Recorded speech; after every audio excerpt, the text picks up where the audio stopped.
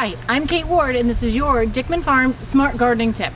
And we're now into the beginnings of July. So the end of June, July is when all the cool things show up. All the beautiful flowers really get into full swing in the summer, and it's also when we usually have a pretty good infestation of all the little creepy crawly flying things, or diseases get started, or we have baby deer running around and baby rabbits that are out there. So all sorts of fun, exciting things are out there, but maybe you don't want to have so many of them in your yard. Well, what can you do? We're standing here next to with a whole bunch of different products. Do I need all those in the garden? Absolutely not. But the important part is to figure out what do you have so that you can take care of what you need to. Can you use an integrated pest management type approach? Well, what is that, Kate? Well, that is where you're integrating. It's a multifaceted way of working with the environment to help you out, to have Mother Nature help you out. Can the plant that you have handle whatever pressure it is? If it's deer, are they just taking a couple nibbles and moving on? Sure. So then you don't need something like deer and rabbit repellent. But if they're eating down that plant time after time, you have to do something. Same question applies to some of our favorites, and I don't know if you can see them here. I have two guys that had met an untimely demise, so you can see them closely. That's right, these are Japanese beetles. And so we look, here they are in their natural environment, and here's what they do. These are on a knockout rose, and as you touch them, oh, how creepy and gross. But here's the damage that they do, and we have more and more here. Now, people will come in and say, what can I do for these guys? Well, first of all, we've identified that these are Japanese beetles. They are definitely doing damage to something that is supposed to have a job for our landscape. So, the least of what you can do is perhaps put out a beetle bag. So what is that? Well, here's a beetle bag. This is just what it sounds like. It's a bag that catches beetles. Well, how does it do that? It does it by having a dual type lure that is attached to the inside of this bag. It hangs from in there. And what happens is it says, hey guys, there's a snack in this bag. Or if you're a boy beetle, it says, hey girls, hey boys, there's girls in the bag. But a lot of people make the mistake of getting these and they put them right here. Well, here's the plant I'm trying to protect, and here's the bag that's got lures in it.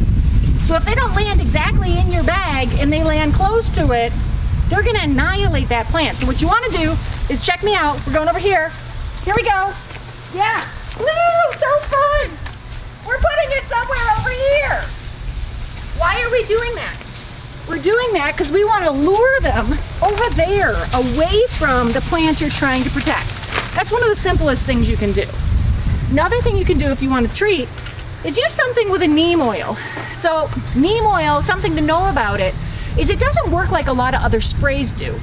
Neem oils are fantastic for a lot of insects that are chewing or sucking insects. That means that their mouth part is a straw, or they literally go nom nom nom on that leaf.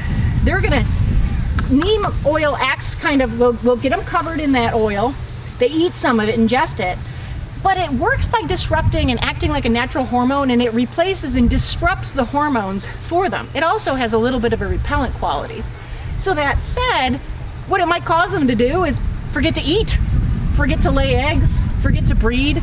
So they sit there and be like, well, I'm supposed to be doing something, but if you forget to eat, eventually it's gonna knock you out, right? But it's not fast acting. However, it is pretty low load on our natural pollinators and things like that, because pollinators, they don't suck the juice out and they don't eat the leaves. So it doesn't bother them. But we still want to spray, whether it's this or a classic spray that is more chemically active, it's gonna knock them out chemically. We want to spray at low times of pollinator presence. When is that? Early morning or later afternoon, because most of our pollinators are active during the course of the day. So it's a good time not to spray these in the middle of the day. But if you need a quick knockdown, then go ahead and use something like this. Be sure it's labeled for, and here it is, labeled for Japanese beetles. If you don't see a picture on there, read the back. It'll tell you what it's labeled for now that we know what bug we're treating. And go ahead and treat with that. If you have a really high population that's defoliating that plant, you need to knock it down fast, go ahead. So those are some solutions for an identified bug. But there's other things that are out there that show up like this. Now, if I was going to use, this is a black-eyed Susan leaf. This is just showing up now. This is wonderfully called Black spot, leaf spot. Well, super. That's not at all descriptive. This is probably Septoria leaf spot. Not totally positive exactly. This we found actually in our front landscape planted plants, not in the sale plants. But that said, this you could help treat with a disease control. Let's see, where is it? I can't see backwards here. That's not it. Well, I may not even brought it out. Yay me. Well, something that's got a copper base in this will help to keep this down. But that integrated pest management idea, where we're integrating different things, we can thin these out, increase the air circulation, remove the leaves. If they've gotten really bad, just get them out of there. Physically remove those spores. But that is something with copper. You need to treat for this if you have it, and also do some of that cultural control. Make sure you have the right thing. Do you see spots and blots and it turns out you have spider mites? Well, make sure that you have whatever that product is that's labeled for them.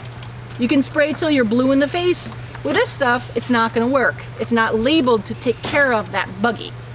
The final thing we'll talk about here, final two things, I promise. One, we've had actually a wet year this year, so if you have a good mulched area that tends to stay cool and dark, maybe have a bunch of hostas in it, that's a perfect location. You might be having a good slug year. This is going to work.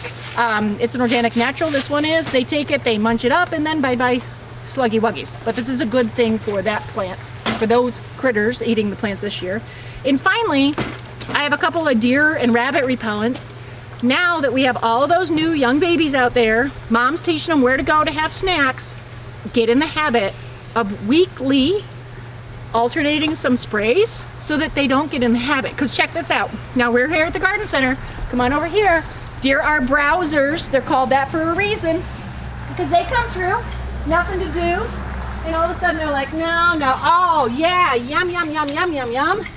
Nothing, nothing, nothing touching. So this is a great time to go through your garden before they discover they can do this damage. Spritz, spritz, spritz. And all of a sudden, oh, I don't want to eat there. I'm going to continue on and not come back here. This doesn't taste nice. This is a good time to get them out of the habit of eating in their favorite restaurant. So we'd love to help you as always. Hope that's been helpful for you. We'll see you soon. And this has been your Dickman Farms Smart Gardening Tip.